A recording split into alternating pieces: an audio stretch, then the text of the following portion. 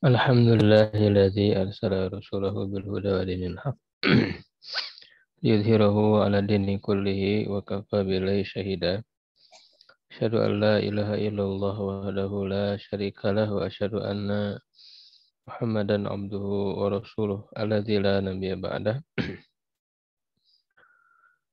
Shalatu wassalamu ala asyrafil anbiya'i wal mursalin nabiyina Muhammadin wa ala alihi wa ashabihi wa man tabi'ahum bi ihsanin ila yaumiddin. Alhamdulillah wa sekalian di pagi hari ini dengan izin Allah Subhanahu wa taala kita bisa kembali berjumpa dalam kajian rutin mengkaji ilmu syar'i di level dasar. Insyaallah di kesempatan kali ini sebagaimana dijadwalkan hari Rabu di pekan kedua kita melanjutkan kajian ilmu ushul tafsir ya, yang kita bahas dari muqaddimah tafsir Ibnu Juzai rahimahullahu ta'ala. Sekarang kita masuk ke bab yang kelima dari muqaddimah, yaitu tentang al-babul khamis fi asbabil khilafi bainal mufassirin, sebab perbedaan pendapat di antara para ahli tafsir, wal wujuhil ladzi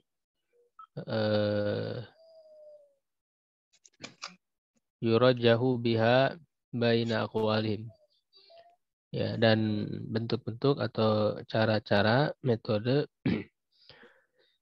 yang dipilih mana yang lebih kuat ya, atau rajih, yang rajih di antara perkataan mereka.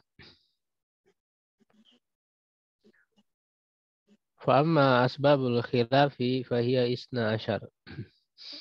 Ya, di sini Ibnu Juzai menyebutkan bahwa sebab-sebab perbedaan pendapat itu ada 12. Al-awal, yang pertama, ikhtilaful qiraat, perbedaan qiraah. Ya, jadi di sini penulis menyebutkan secara ringkas ya poin-poinnya. Ya, yang pertama adalah perbedaan qiraat. Maka penting seorang ahli tafsir untuk mengetahui ilmu qiraat. Ya, karena ada perbedaan bacaan ya di antara para ahli ilmu qiraat atau para imam qiraat mutawatir yang terkenal ya, 10 imam qiraat. Nah, itu terkadang perbedaan qiraatnya menunjukkan ada perbedaan maknanya. Ya, makanya kepentingan ahli tafsir ya di dalam mengemukakan perbedaan qiraat itu lebih kepada kalau perbedaan qiraat itu menimbulkan adanya perbedaan makna. Ya, sehingga kalau qiraat itu mengandung perbedaan makna ya, maka oleh para ahli tafsir dikemukakan perbedaan itu. Kalau tidak mengandung perbedaan makna, ya tidak ada keperluan untuk dikemukakan oleh ahli tafsir. Ya, makanya dalam kitab-kitab tafsir kita lihat ya, seringkali disebutkan perbedaan qiraat itu. Karena para ahli tafsir kan lebih fokus kepada memahami maknanya gitu ya. Misalnya ya, kita sebutkan contoh tentang wudhu, misalnya ayat wudhu dalam ayat mengusap kepala, yaitu kan disebutkan ya, a'udzubillahi minasyaitonirrajim, ya ayyuhalladzina amanu idza qumtum ilas sholati faghsilu wujuhakum wa aydiyakum ilal marafiqi wamsahu biru'usikum wa arjulakum. Dalam qiraat kita itu dibaca wa arjulakum, dan kaki-kaki kalian. Nah, di situ waw ya atopnya itu ya berarti kepada faksilu wujuhakum, kepada wujuha. Artinya termasuk bagian dari yang dicuci dalam wudhu itu. Jadi faksilu, cucilah wujuhakum, wajah kalian, wa aidiakum, dan tangan-tangan kalian, ilal marafiq, ya, ke sampai sikut, wamsahu biru'usikum, dan usaplah kepala kalian, wa arjulakum, dan kaki. Nah, kaki masuk ke apa? Apakah kepada yang dicuci atau kepada yang diusap? Nah, kalau dibaca wa arjula fathah ya, mansub, maka dia kepada wujuha, termasuk bagian yang dicuci. Tapi ada juga qiraat lain yang membaca wa arjuli, ya, dengan kasroh, dengan majrur. Nah, kalau arjuli berarti atop kepada ru'usi, ya, termasuk bagian yang diusap. Usaplah kepala kalian dan kaki kalian. Nah, itu kan perbedaan qiraat itu menimbulkan adanya perbedaan makna, ya, tetapi kemudian dikaji oleh para ulama, baik ulama tafsir atau ulama fikih, bahwa qiraah yang membaca majrur itu, kasroh itu, pemahamannya maksudnya adalah ketika memakai huf gitu ya. Ketika memakai huf maka dia diusap. Jadi arjul itu dalam kondisi ketika memakai huf. Ya, seperti itu. Atau bisa juga dipahami bahwa arjuli itu dia atop secara lafaz saja. Ya, karena lafaz yang berdekatannya dengan ru'usi, maka dia diatopkan secara lafaz saja. Adapun secara maknanya masuk kepada kategori yang dicuci. Gitu ya. Nah, itu menurut para ulama, jumhur apa namanya? Para ulama ya, bahkan yang berbeda itu dianggap syadz ya, karena misalnya Imam Tabari itu dalam tafsirnya, Imam Tabari itu memang tidak terikat kepada madhab tertentu ya dalam fikih, karena beliau punya madhab sendiri. Imam Tabari itu beliau membolehkan memilih gitu untuk kaki itu apakah mau dicuci ataukah mau diusap, yaitu pendapat yang menyendiri bagi Imam Tabari itu, berbeda dengan keumuman para ulama lain yang tidak membolehkan memilih. Justru kalau tidak memakai huf ya harus dicuci. Boleh diusap itu ketika memakai huf. Sebagaimana dalam fikih dibahas ada bab tentang mengusap di atas dua huf. Ya, nah adapun Syiah itu kan mereka mengusap ya, tidak mencuci kaki dalam wudhu itu. Jadi ini yang pertama ya, perbedaan qiraat. Jadi perbedaan qiraat bisa menunjukkan kepada perbedaan penafsiran. Ya, begitu. Nah, ini bisa ditemukan ketika kita mengkaji tafsir itu ya. Kemudian yang kedua, asali ihtilaf wujuhil i'rabi wa ini tafaqatil qiraah. Ya, ada perbedaan bentuk-bentuk i'rab walaupun secara qiraatnya dia sama. Tidak berbeda qiraatnya, cuman penilaian ataupun tinjauan ya i'rabnya itu berbeda. Ya, dan ini misalnya yang menjadi sebab perbedaan para ulama dalam akidah, apakah membolehkan takwil atau tidak, itu bisa kita anggap sebagai furu ya, furu akidah. Itu kan sebab perbedaannya di dalam memahami huruf waw, itu huruf waw di dalam surat Ali Imran itu. ya dalam surat Ali Imran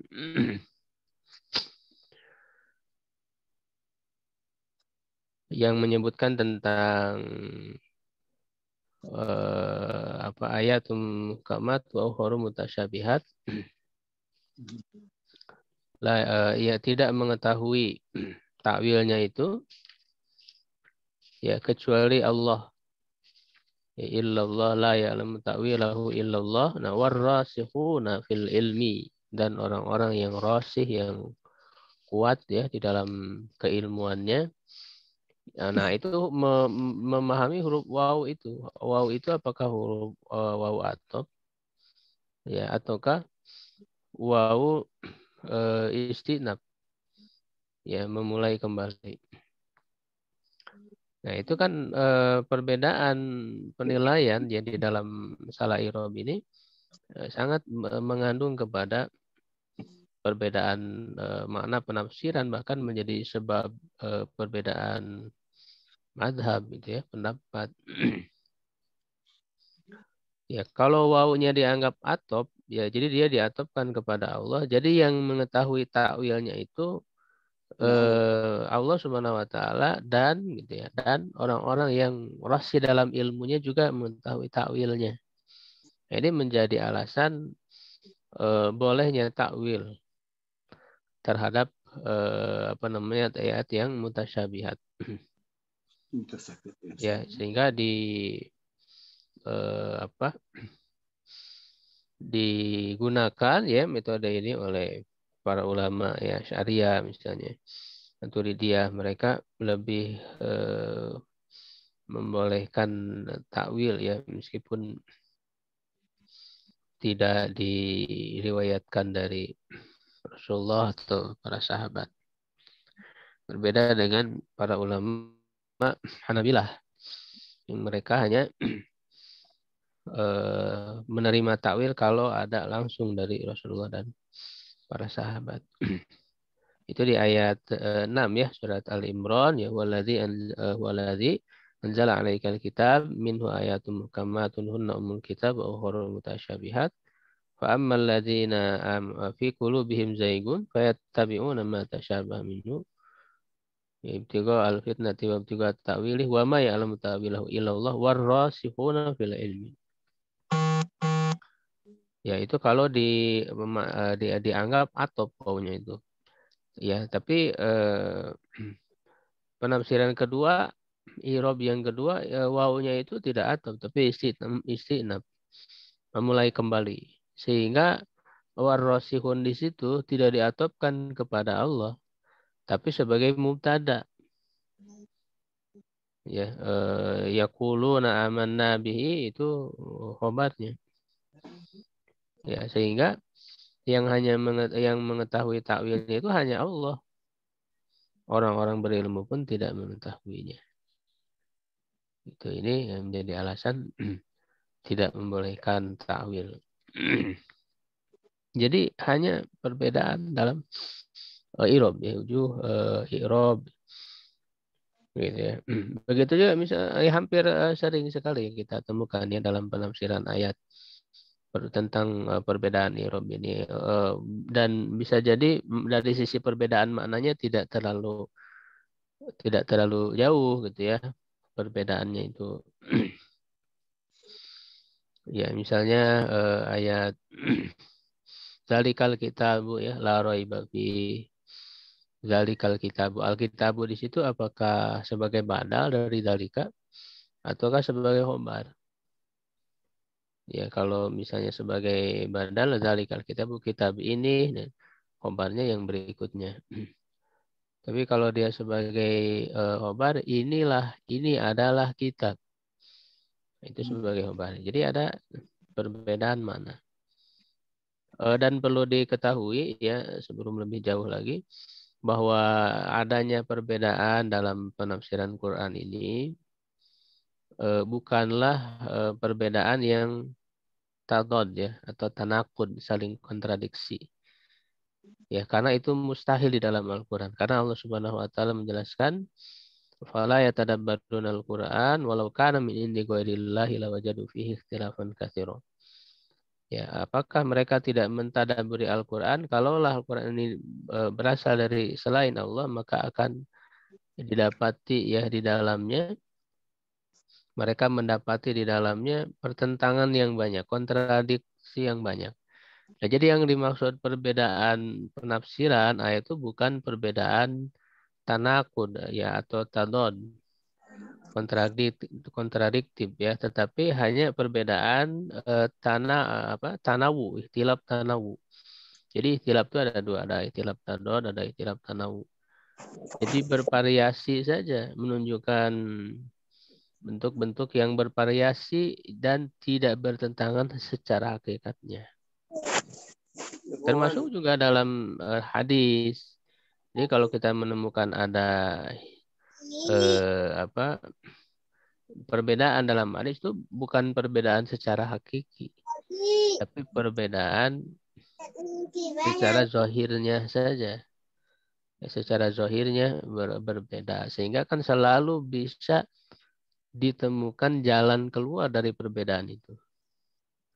Ya kan? Apakah dengan thariqatul jam'i, cara digabungkan, ya dikompromikan, ataukah dengan thariqatul tarjih, memilih mana yang lebih kuat, ya, atau dengan thariqatul naskhi, ya, dengan mengetahui mana yang lebih awal, yang lebih akhir sehingga bisa menasah, ya, atau thariqatul tawakuf, ya, terakhir kalau tidak ada cara yang lain. Ya, jadi itu ya, jadi ikhtilafnya ikhtilaf tanawu saja. Itu yang kedua, sebab perbedaan pendapat dalam penafsiran. Jadi perbedaan bentuk i'rab. Makanya penting mempelajari ilmu nahwu, mempelajari i'rab dalam penafsiran Quran. Kalau bahasa Arab itu ya adalah syarat paling utama orang ingin ahli dalam berbagai ilmu syariat ya harus bahasa Arab dulu. Apalagi dalam tafsir. Salis yang ketiga, ikhtilaful lughawiyin fi makna kalimat. Perbedaan para ahli bahasa di dalam makna kalimat, kata.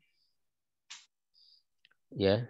Jadi satu kata bisa ada makna yang berbeda-beda. Misalnya koswaroh, ya, farrot min koswaroh. Koswaroh itu bisa artinya al-asad, singa.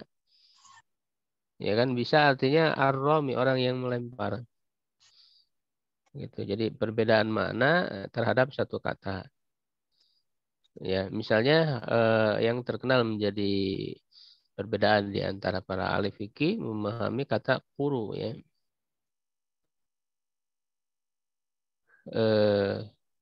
Atau itu masuk yang keempat ya, kalau yang itu yang istirok lafzi, ya. Jadi makna kata ya, kadang kata itu satu kata bisa ada, ini hampir mirip sebetulnya ya, dengan yang keempat nanti istirokul lafzi. Ya, jadi yang keempat istirokul lafzi baina maknayain fa aksar. Ya, adanya istirok. Istirok itu lafadznya sama tapi memiliki makna yang berbeda-beda. Jadi ada beberapa makna ya. Baik itu antara dua makna, baik namayain atau banyak. Seperti lafadz kuru tadi ya. Dalam ayat tentang idah perempuan ya, ya apa namanya, yang ditolak oleh suaminya ya. Taruh basna yang fusihina salah satu kuru, tiga kuru, yaitu kan perbedaan memahami kuru itu apakah mananya atuhru, suci, ataukah haid. 3 kali suci atau 3 kali haid. Itu istirokul lafzi. Ya, di antara dua makna. Atau juga bisa istirok dalam pengembalian domir. Domir ini kembali kemana? Itu juga termasuk bagian dari istirok. Istirok kembalinya domir. Misalnya aladzi biyadihi uqdatun nikah, ya, biyadihi, di tangannya yang ada akad nikah. Nah, itu yang di tangannya ada akad nikah itu kan istirok, bisa walinya atau suami. Ya, karena kan kedua-duanya melakukan akad nikah, yang satu ijab, ya wali, yang satu qabul, ya suami. Itu kan biadihi, hi-nya itu apakah wali ataukah suami. Jadi ada perbedaan. Ya. Lalu kemudian kalau khamis ihtimalul umumi awil khusus, ya apa namanya, mengandung umum ataukah khusus. Berkemungkinan bermakna umum atau khusus. Nah, itu juga menjadi sebab perbedaan dalam penafsiran. Misalnya dalam ayat am yahsudunan nasa ala ma atahumullah. Apakah mereka hasad kepada manusia? Nah, ada penafsiran bahwa nas di sini maknanya khusus, yaitu maksudnya Rasulullah SAW. Mereka orang-orang Yahudi itu hasad kepada Rasulullah. Atau ada juga yang memahaminya maksudnya adalah bangsa Arab. Jadi orang Yahudi hasad kepada bangsa Arab. Ya, jadi penilaian apakah suatu lafaz itu umum ataukah khusus itu juga menjadi sebab perbedaan ya di dalam tafsir. Seperti innalladzina kafaru sawa'un alaihim kafaru, orang kafir di situ apakah khusus ataukah umum? Ada perbedaan penafsiran. Kemudian yang keenam ihtimalul itlaqi awit taqyidi. Berkemungkinan mutlak atau muqayyad. Mutlak itu artinya katanya itu bebas, tidak terikat dengan ikatan tertentu ya, baik itu diikat dengan sifat, dengan batasan ya apa namanya? Batasan waktu, batasan tempat ya, atau banyak ya bentuk-bentuk batasan itu. Muqayyadnya dibahas lebih dalam ilmu ushul fikih. Misalnya kifarat ya, dengan memerdekakan hamba sahaya atau hadiru rokobah ya, misalnya dalam kifarat sumpah ya, kafaratul yamin, juga zihar ya, kafarat zihar, menganggap apa istri atau memperlakukan istri seperti ibunya ya, tidak menggaulinya. Itu kan disebutkan kifaratnya diantaranya dengan memerdekakan hamba saya, fatahari rokobah. Nah, kata rokobah di situ mutlak, artinya hamba sahaya yang mana saja, baik yang beriman ataupun yang kafir gitu ya. Nah, sedangkan di ayat tentang kifarat membunuh ya secara tidak sengaja, itu diberikan batasan, diberikan takyid. Fatahriru raqabatin mu'minah. Maka memerdekakan hamba sahaya yang beriman. Di situ ada takyid, ada batasan hamba sahayanya yang beriman. Begitu ya. Nah, apakah pembatasan ini berlaku untuk semua, bahwa tidak boleh memerdekakan hamba saya kecuali yang beriman? Ya, ataukah yang mutlak itu tetap mutlak, hamba sahaya yang mana saja? Nah, ini juga menjadi perbedaan. Lalu yang ketujuh ihtimalul haqiqati awil majaz ya. Berkemungkinan bermakna hakikat ya, hakikat ataukah majaz. Ya. Ya, berkemungkinan hakikat itu makna yang sebenarnya ya, al-abdul musta'malu fi ma wudi'alahu ya, lafaz yang digunakan untuk makna yang sebenarnya. Kalau majaz al-abdul musta'malu fi ghairi ma wudi'alahu, fi alaqatin ma wujudi qarinatin maniatin minal ma'nal asli. Jadi majaz itu lafaz yang digunakan untuk makna yang tidak sebenarnya. Ini merupakan pembahasan ilmu balaghah ya. Dan para ulama banyak sudah menetapkan bahwa memang ada majas di dalam Al-Quran itu. Ketika memahaminya ya, apakah maknanya itu hakikat ataukah majas.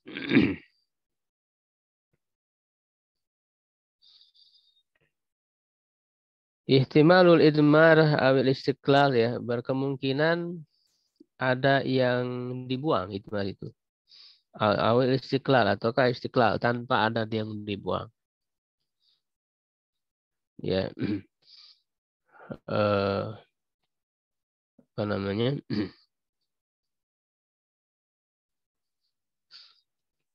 Kalau menjadi ada lafaz yang dibuang, gitu ya, misalnya yukhadi'una Allah, mereka menipu Allah. Nah, bisa juga maknanya ada kata yang dibuang, maksudnya yukhadi'una Rasulullah. Ada yang menafsirkan begitu. Mereka menipu Rasulullah. Jadi Allah ada kata yang dibuang. Ya, juga dalam apa namanya? Masih terkait dengan irob, ya, mengirobkan. Misalnya kalau kita mengirobkannya suatu kata itu mubtada ya atau khobar. Nah, kadang khobarnya dibuang gitu ya.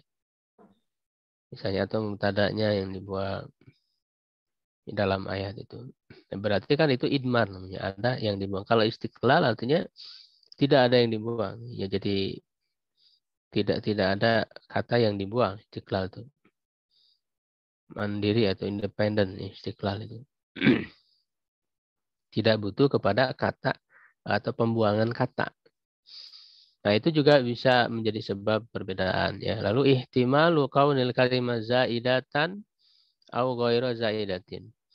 Berkemungkinan keadaan kata itu apakah dia itu tambahan ataukah bukan tambahan. Ya, contohnya misalnya memahami ayat, memahami huruf ba misalnya, ba dalam ayat tuduh tadi ya, wamsahu biruusikum. Usaplah kepala-kepala kalian. Itu kan mereka berbeda pendapat apakah mengusapnya seluruhnya atau sebagian. Itu memahami huruf ba itu. Apakah huruf ba itu hanya sebagai zaidah, tambahan, ataukah membawa makna yang lain yang baru. Misalnya kalau dalam mazhab Syafi'i dan Hanafi itu kan menunjukkan kepada sebagian baknya itu litabi'in. Mazhab Maliki, mazhab Hanbali, bi-nya itu zaidah, dan dia kalau maknanya hanya makna asli saja itu ilsok. Gitu ya. Jadi dalam memahami kata itu apakah tambahan ataukah memberi makna baru. Lalu yang ke-10 ihtimalu kaunil kalam ala tartib atau ala takdim wa ta'khir. Ya, berkemungkinan keadaan kalimat itu apakah secara tertib ataukah ala takdim wa ta'khir. Ataukah ada yang didahulukan dan diakhirkan. Nah, ini kan menilai misalnya dalam kalimat itu apakah memang susunannya memang asli seperti itu ataukah ada yang didahulukan, ada yang diakhirkan begitu. Sehingga ketika eh, di diamati kalimat aslinya itu yang mana, kalimat yang aslinya itu yang mana. Sehingga itu juga bisa menimbulkan perbedaan pendapat.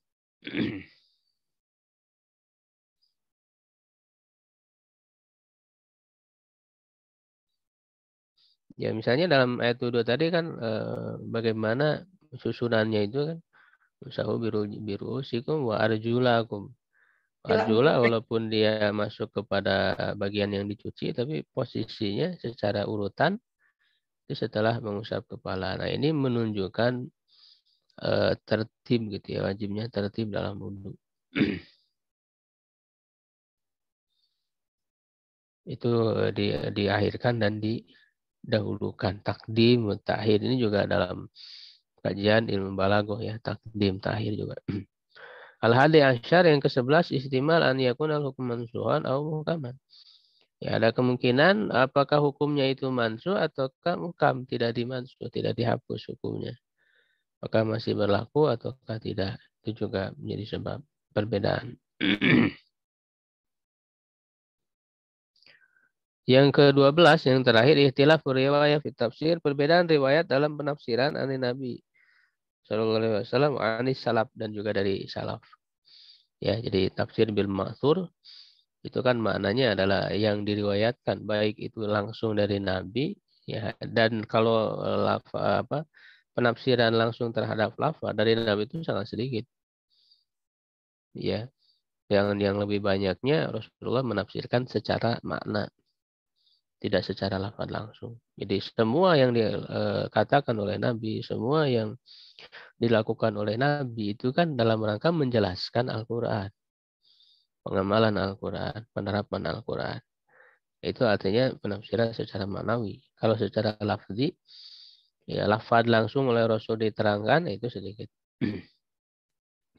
Wani salaf baik sahabat ataupun tabiin. Makanya dalam tafsir kita selalu menemukan bagaimana penafsiran sahabat, tabiin. Karena sahabat itu ya tentu mereka bertemu langsung dengan Nabi, mengetahui turunnya ayat, begitu. Sehingga di antara mereka ada yang diberikan keahlian dalam penafsiran Al-Quran, ya, di antaranya misalnya Ibnu Abbas yang didoakan oleh Nabi, Allahumma faqihu fiddin wa alimhu ta'wil.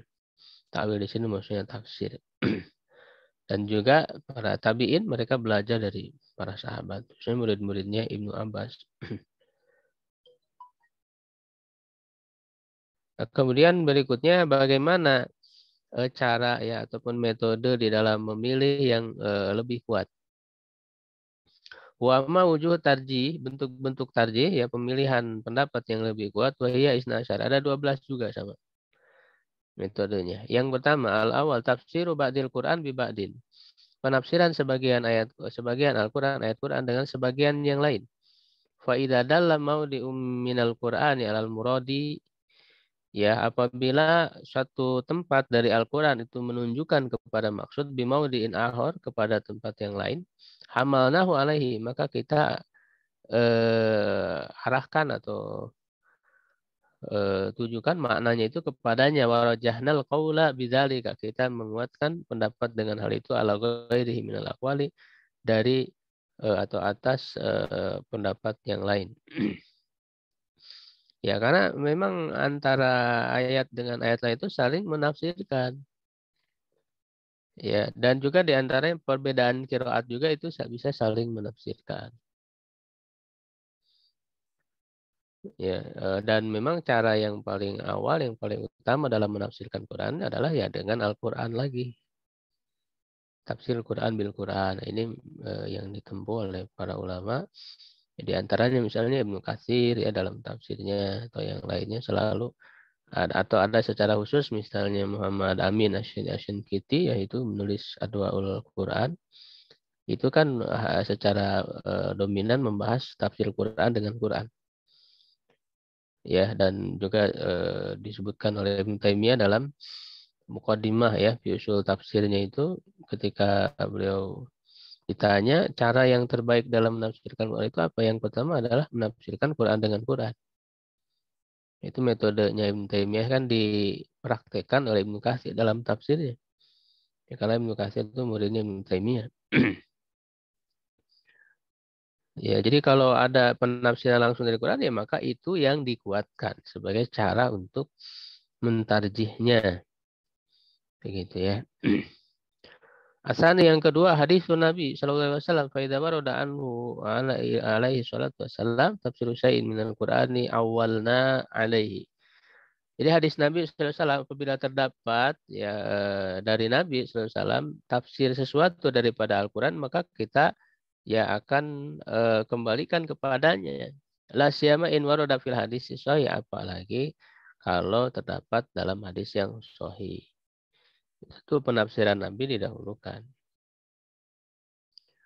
Kemudian yang ketiga, an yakunal qaulu qaulal jumhuri wa aktsarul mufassirin. Ya, pendapat itu adalah pendapat mayoritas dan kebanyakan para ahli tafsir. Fa inna kasratal qailina bil qauli yaqtadi tarjihahu.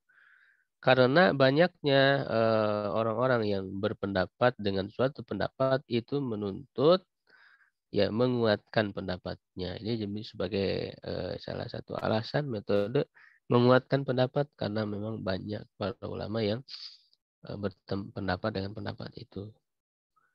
Ya, jumhur. Yang keempat, ya rabi an yakun al-qaulu qawla man yuqtada bihi minas sahabah. Itu pendapat yang diikuti dari para sahabat, khulafail arba'ah, seperti para khalifah yang 4, Abdullah bin Abbas dan Abdullah bin Abbas liqauli Rasulullah sallallahu alaihi wasallam, karena sabda Nabi sallallahu alaihi wasallam, Allahumma faqihu fid wa alimu ta'wil. Pahamkanlah dia dalam agama dan ajarkanlah dia ta'wil, tafsir. Nah, itu ini menjadi apa namanya? Kedudukan tertentu bagi Ibnu Abbas yang ahli dalam tafsir, sehingga pendapatnya bisa didahulukan daripada pendapat sahabat yang lain. Itu diantara cara ya bagaimana memilih yang lebih kuat. Al-khamis yang kelima, an yadulla ala sihatil qawli kalamul arabi. Menunjukkan kepada sahnya perkataan, benarnya perkataan, adalah perkataan orang Arab minal lughah wal i'rab, dari bahasa dan i'rab, atau tasrif atau ilmu tasrif, awal istiqaq atau mana atau ilmu istiqaq. Istiqaq di sini maksudnya istiqaq dalalah ya. Jadi antara satu kata dengan kata lain itu memiliki kandungan makna yang berkaitan. Gitu ya. Misalnya wudu ya mustaqun minal wada'ah. Wudu itu mustaq, ya, istiqaqnya itu dari kata wada'ah. Ya, cerah begitu ya. Itu istiqaq, ilmu istiqaq ini ilmu tersendiri dalam bahasa Arab. Beda dengan ilmu tasrif. Kalau ilmu tasrif dia istiqaq juga, cuman istiqaqnya istiqaq lafzi. Jadi lafaz ini berasal dari lafaz ini terus gitu ya, pecahan-pecahannya. Itu ilmu tasrif. Nah, ini bisa menjadi cara untuk menguatkan ya pendapat ini lebih kuat gitu ya dalam ilmu, secara ilmu kebahasaan gitu. Asadis yang keenam, an yashhada li sihatil qawli siyaqul kalami wa yadullu alaihi ma qablahu aw ma ba'dahu. Ya, menjadi bukti ya untuk benarnya suatu pendapat, ya itu adalah siyaqul kalam, alur pembicaraan. Ya, alur pembicaraan itu. Ya, yang menunjukkan kepadanya baik yang sebelumnya ataupun yang setelahnya. Itu jelas dalam memahami ayat itu tidak hanya memahami satu ayat saja, tapi lihat bagaimana ya ayat sebelumnya, ayat setelahnya, sehingga kita bisa sampai kepada maksud ya yang lebih kuat daripada ayat itu. Jadi penting memahami siyaqul kalam ya, sehingga dia sebagai alasan ya cara untuk tarjih ini.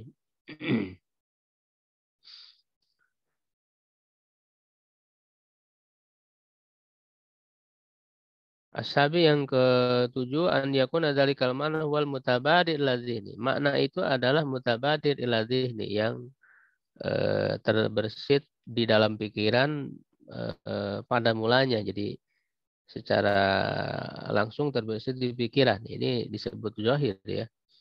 Makna zahir. Fa inna dzalika dalilun ala zuhurihi wa rujhanihi. Karena itu menunjukkan kepada zahirnya dan lebih kuatnya. Ya, begitu. Misalnya kata asadun itu secara zahir yang nampak di pikiran kita maknanya adalah singa, misalnya begitu. Kalau menunjukkan kepada makna lain, makna majas, itu kan butuh kepada qarina, keterangan lain gitu ya, yang memelingkan dari makna zahirnya itu. Asamin yang kedelapan, takdimul haqiqah alal majas, mendahulukan hakikat daripada majas. Karena hakikat itu kan makna asli. Fa'inal haqiqah aula an yuhmala alaihi lafzu indal usuliyin. Karena hakikat itu adalah yang lebih utama untuk diarahkan kepadanya, ya makna lafaz itu menurut para ahli ilmu usul fikih, maka dia tarajahul majaz idza kasura istimalu hatta yasiru agraba istimalan minal haqiqah. Ya, nah terkadang majaz itu bisa dikuatkan apabila banyak penggunaannya. Ya, jadi lafaz itu digunakan sudah sering digunakan menunjukkan makna majaz, bukan makna hakikatnya.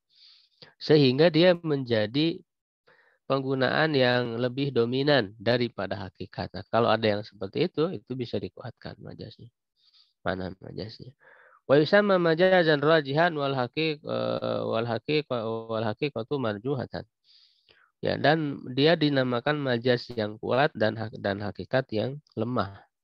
Jadi kalau ada majaz yang penggunaannya sudah sering gitu ya oleh orang Arab itu, ya maka dia bisa lebih dikuatkan daripada hakikat. Faqad ihtalafal ulama ya ayyuhuma yuqaddam. Fa madhhabu Abi Hanifah taqdimul haqiqati li annaha al-asal. Ya, nah di antara yang kedua hal tadi ya hakikat dengan majas yang sering penggunaannya itu berbeda pendapat para ulama. Mana yang lebih didahulukan? Maka mazhab Abu Hanifah itu mendahulukan hakikat karena dia adalah asal. Wa madhab Abi Yusuf taqdimul majazir rajih lirujhanihi. Dan mazhab Abi Yusuf muridnya Abu Hanifah. Ya, maksud mazhab di sini maksudnya pendapat ya, karena Abu Yusuf ya mazhabnya mazhab Hanafi. Justru yang menyebarkan mazhab Hanafi ya dua muridnya ini Abu Yusuf dan Muhammad bin Hasan Asy-Syaibani. Ya, jadi maksudnya terkadang berbeda pendapat ya dalam beberapa hal. Antaranya dalam hal ini, kalau menurut Abu Yusuf itu mendahulukan majaz yang rojih tadi karena kerojihannya. Waqad yakunul majaz afsahu wa abra'u fa yakunu arjah. Terkadang majaz itu lebih fasih, lebih apa namanya? Ya lebih bagus gitu ya dalam bahasa ya secara bahasanya ya. Jadi lebih fasih, maka dia lebih kuat. Kemudian yang kesembilan atas takdimul umum alal khusus, mendahulukan yang umum atas yang khusus. Fa innal umuma aula li'annahu asal. Ya, karena umum itu lebih utama karena dia adalah secara asal ilan yadullah dalilun at-tahsis, kecuali ada dalil yang menunjukkan kepada penghususan. Ini tentang umum dan khusus tadi ya, perbedaan umum mana yang lebih didahulukan. Ya, itu diantaranya misalnya umum itu lebih kuat. Walaupun di sini ada perbedaan pendapat ya dari para ulama ushul fikih, itu bisa dikaji dalam ilmu ushul fikih tentang umum dan khusus itu. Antara Hanafi dan Jumhur ya, kalau Hanafi itu memang lebih menguatkan. Jadi umum itu adalah suatu yang qat'i. Kalau menurut Jumhur tidak ya, zonni karena bisa mengandung penghususan. Al-Ashir yang ke-10 takdimul itlaq ala taqyid, mendahulukan yang mutlak daripada yang muqayyad ila an yadulla dalilun ala taqyid, kecuali ada dalil yang menunjukkan kepada taqyid tadi ya yang sudah kita bahas mutlak muqayyad, itu yang mana yang didahulukan. Ya, secara asal ya harus didahulukan mutlak dulu, tidak boleh kita memahamkan kepada takkid tanpa ada dalil lah. Kalau ada dalil yang kuat yang menunjukkan kepada takkid pembatasan ya maka itu ya harus diambil. Karena nanti dalam usul fikih lebih diperdalam ya kaidah hamlul mutlak alal muqayyad, mengarahkan makna yang mutlak kepada yang muqayyad misalnya. Ada syaratnya apabila ada kesamaan misalnya dalam sebab dan hukum. Al-Hadi Asyar yang ke-11 takdimul istiqlal al-idmar illa yadullah dalilun al-idmar. Mendahulukan kalimat yang independen tadi, tidak butuh kepada pembuangan daripada idmar. Itu. Jadi secara asal kalimat itu istiqlal. Ya, berdiri sendiri kalau dengan lafaz-lafaz yang ada yang disebut itu sudah bisa dipahami maknanya ya kenapa harus ada yang dibuang. Ya, nah kecuali ada dalil yang menunjukkan bahwa ada yang dibuang kata itu. Jadi lebih dikuatkan istiqlal daripada idmar. Yang ke-12 yang terakhir hamlul kalam ala tartibihi, yang mengarahkan perkataan itu kepada urutannya, ilan yadullah dalil ala takdim wa tahir. Kecuali kalau ada dalil yang menunjukkan ada yang didahulukan dan ada yang diakhirkan.